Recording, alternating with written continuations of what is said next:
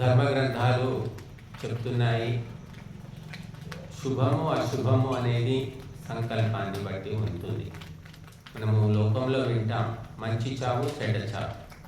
చావు చెడ్డదైతే మళ్ళీ మంచి చావు ఎక్కడి నుంచి వచ్చింది అంటే పుణ్యాత్ములకు మంచి చావు వస్తుంది అంటే అనాయాస మరణము అమరలోక నివాసము అని చెప్పారు.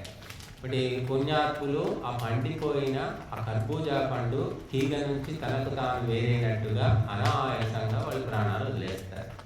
మిగతా వాళ్ళందరికీ నానా రకాల బాధలు తీసుకొని చావలేక బతకలేక మూలుగుతూ మొక్కుతూ ఎంతోమంది మనం హాస్పిటల్లో చూస్తూ ఉంటాం. కొందరు కోమాలో ఉండిపోతారు. వాళ్ళు చచ్చినట్టు కాదు బతికినట్టు కాదు.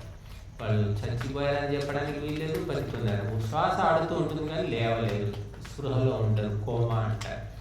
వాళ్ళని మెర్సీ కిల్లింగ్ అని కోర్టులు తీర్పు చెప్పాయి. ఎక్కువ ఏళ్ల పాటు అలాగే పడి ఉంటే ఇక భవిష్యత్తులో అతను ఇక లేవలేడు, స్పృహలోకి రాడు అని తెలిస్తే చంపేయొచ్చట. అంటే వాళ్ళ బంధువులు ఒప్పుకుంటే ఓ ఇంజక్షన్ ఇచ్చి చంపేస్తారు, నిద్రలోనే అపోవాలని చచ్చిపోతాడు. దాన్ని మెర్సీ కిల్లింగ్ అంటారు. ఎందుకంటే వాడు ఎక్కువ రోజులు ఉండి సాధించేది ఏమీ లేదు, బంధుమిత్రులకు ఇబ్బంది, అందరికీ ఇబ్బంది. ఇలాంటి దిక్కుమాలిన చావులు ఎప్పుడు మొదలయ్యాయి అంటే ఈ సైన్స్ టెక్నాలజీ డెవలప్మెంట్ వచ్చాక ఇలాంటి రకరకాల చావులు వస్తూ ఉన్నాయి. అంతకుముందు అలా ఉండేవి కాదు. కాబట్టి కర్మ ఫలితాలు అని చెప్పారు. కాబట్టి పుట్టిన తర్వాత మరణము తప్పదు. కానీ ఆ మరణము మహాపురుషులకు అనేది ఒక అమృతమైనటువంటి ఒక పరిష్వంగం లాగా ఉంటుందట. మరి దుర్మార్గులకు మరణం అనేది ఒక భయంకరమైన విషసర్పము మన చుట్టుకుంటే ఎలా ఉంటుంది అలా ఉంటుంది. మీరు చూడండి, అక్రమాలు, అన్యాయాలు, అధర్మాలు చేసిన వాళ్ళు చావు అంటే చాలా భయపడతారు. వాళ్ళ చావును తప్పించుకోవడానికి ఎన్నో రకాలుగా ఆలోచిస్తూ ఉంటారు. పుణ్యాత్ములు, ధన్యాత్ములు, బుద్ధిమంతులు, సంస్కారవంతులు వాళ్ళు చావు అంటే భయపడరు అసలు. కాబట్టి ధర్మము అధర్మము అనేవి మనకు తేలిపోతూ ఉంటాయి చావు సమయంలోనే. కనుక మృత్యు భయము అనేది ప్రతి ప్రాణికి ఉంటుంది అని చెప్పారు. విదుషోపి తథా రూఢో అభినివేశ అని యోగ దర్శనం చెప్తోంది.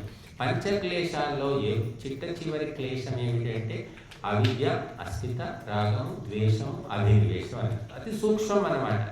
ఇది విద్వాంసులకు కూడా ఉంటుందంట మరణ భయం, చావు అనే భయం. కాబట్టి అది ఆ చావు భయాన్ని తొలగించుకోవాలంటే అది ఎంతో ప్రయత్నం చేయాలి, ఎంతో సంస్కారం కావాలి.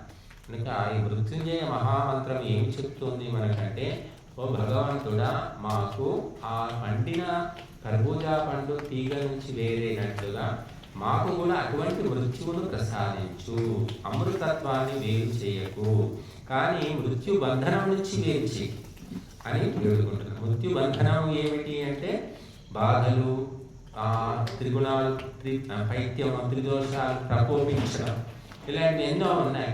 కాబట్టి కూర్చొని ఇలా మాట్లాడుతూనే చనిపోతారు కొంతమంది, ఎవరో చాలా తక్కువ మంది. కాబట్టి ఆ విధంగా మరణం అనేది మరి అలా గాలి తగిలి ఇలా పోయినట్టుగా పోవాలట. మరి అటువంటి చావు ఎవరికి ఎలా వస్తుందో మనం చెప్పలేము. కాకపోతే సంకల్పం మాత్రం భగవంతుని వేడుకోవాలి. అమృతత్వం నుంచి వేరు చేయకు, కానీ మృత్యువు నుంచి విడిపించు. అంటే మృత్యు నుంచి విడిపించడం అంటే మోక్షాన్ని పొందాలి. మోక్షాన్ని పొందడం అనేది ఒక జన్మలో సాధ్యం కాదు. కాబట్టి మృత్యు భయం నుంచి మనల్ని తొలగించు భగవంతుడా అని మనం వేడుకుంటున్నాం. కాబట్టి ఈ మంత్రము ఈ మృత్యుంజయ మహామంత్రం అని అంటారు. కాబట్టి ఈ మంత్రంతో 54 సార్లు ఆవులిస్తాము. అందరూ కూడా చెప్పండి. ఓం త్రయంబకం యజామహే సుగంధిం పుష్టివర్ధనం ఉర్వారుకమివ బంధనాన్ మృత్యోర్మోక్షీయమామృతా స్వాహా. ఓం త్రయంబకం యజామహే సుగంధిం పుష్టివర్ధనం ఉర్వారుకమివ బంధనాన్ మృత్యోర్మోక్షీయమామృతా స్వాహా. ఓం త్రయంబకం యజామహే సుగంధిం పుష్టివర్ధనం ఉర్వారుకమివ బంధనాన్ మృత్యోర్మోక్షీయమామృతా స్వాహా.